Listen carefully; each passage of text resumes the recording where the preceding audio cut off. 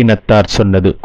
உணவைத்தான் சாப்பிட்டேன், எப்படி மலமானது? உயிரோடுதானே இருந்தேன், எப்படி இறந்து போனேன்? மலம்தான் உணவாக இருந்ததா? மரணம்தான் வாழ்வாய் இருந்ததா? இந்த சுருங்கி போன உடம்புதான் இதுவரை இளமையை அனுபவித்ததா? இந்த சுருங்கும் மார்பலுக்கா இத்தனை கண்கள் வட்டமிட்டது? பருத்தன சிறுக்கும் சிறுத்தன பெருக்கம் என்று பாடியது இந்த நிலையற்ற பொய் வாழ்வைத்தானா? இன்னும் இழுத்து கொண்டே இருக்கிறான், செத்து தொலையவில்லையே என்று மனைவியும் சுற்றமும் பேசிய போது என்னை 100 ஆண்டு வாழ்க என வாழ்த்தியது நினைவுக்கு வந்தது. இதுவரை எனது கோடாரியால் நான் எனது வேறையல்லவா இருக்கிறேன். நான் விரும்புவையெல்லாம் என்னை வெறுத்துக் கொண்டிருக்கின்றன. இளமையாய் இருக்கும் போதே முதுமையை பழகி இருக்க வேண்டும். அறுசுவை உணவை தேடி தேடி உண்ணும் போதே அது மலமாகும் என்று உணர்ந்திருந்தால் அடுத்தவர் உணவை நான் பறித்திருக்க மாட்டேன். அனைவருக்கும் பயன்பட வேண்டிய பொன் பொருளை ஒரு திருடனை போல் பறிக்கிருக்க மாட்டேன். காலம் கடந்த ஞானம். பாயும் நோயும் தவிர யார் துணை வரப்போகிறார்கள்? இறந்தாலும் எனக்காக யார் அழப்போகிறார்கள்? பிணமான பின் இந்த மாளிகையும் பணமும் எனதென்று நான் சொந்தம் கொண்டாடவா முடியும்? சந்தனத்தால் மணந்த உடல் என்றாலும் இறந்தால் மணக்கவா போகிறது?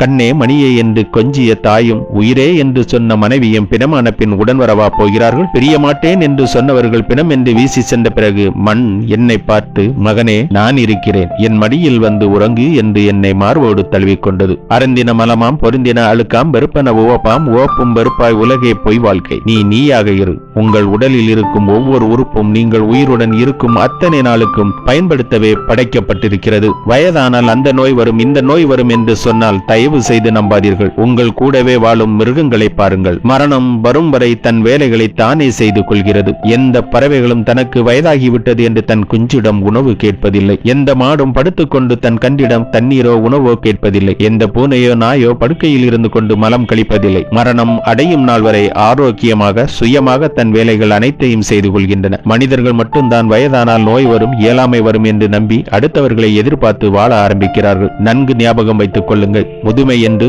எதுவும் இல்லை, நோய் என்று எதுவும் இல்லை, இயலாமை என்று எதுவும் இல்லை. எல்லாம் உங்கள் மனதிலும் அதன் நம்பிக்கையிலும் தான் இருக்கிறது. சிந்தனையை மாற்றுங்கள், ஆரோக்கியமாக வாழுங்கள். நீங்கள் எதை நம்புகிறீர்களோ அதுவாகவே ஆகப் போகிறீர்கள். நான் நான் நான் நான் சம்பாதிக்கிறேன், நான் காப்பாற்றினேன், நான் வீடு கட்டினேன், நான் உதவி செய்தேன், நான் உதவி செய்யலனா அவர் என்ன ஆகிறது? நான் பெரியவன், நான் தான் வேலை வாங்கி கொடுத்தேன், நான் தான் நான் என்று மாத்தட்டிக் கொள்ளும் மனிதர்களே, நான் தான் என் இதயத்தை இயக்குகிறேன் என்று உங்களால் சொல்ல முடியுமா? நான் தான் என் மூளையை இயக்குகிறேன் என்று உங்களால் சொல்ல முடியுமா? நான் தான் என் 2 கிட்னியையும் இயக்குகிறேன் என்று சொல்ல முடியுமா? நான் தான் என் வயிற்றில் சாப்பிட்ட உணவில் இருந்து சத்துக்களை தனியாக பிரித்து இரத்தத்தில் சேர்க்கிறேன் என்று உங்களால் சொல்ல முடியுமா? நான் தான் பூக்களை மலர வைக்கிறேன் என்று தான் உங்களால் சொல்ல முடியுமா? இவைகள் அனைத்தையும் எவன் செய்கிறானோ இயக்குகிறானோ அவன் ஒருவனுக்கே நான் என்று சொல்வதற்கு முழு அதிகாரமும் உரிமையும் உண்டு. ஆகையால் நான் என்ற அகந்தையை விட்டு அனைவரிடமும் அன்பாக பழகுங்கள். உனக்கு மேலே உள்ளவனை பார்த்து ஏங்காதே, தாழ்வு மனப்பான்மை வரும். உனக்கு கீழே உள்ளவனை பார்த்து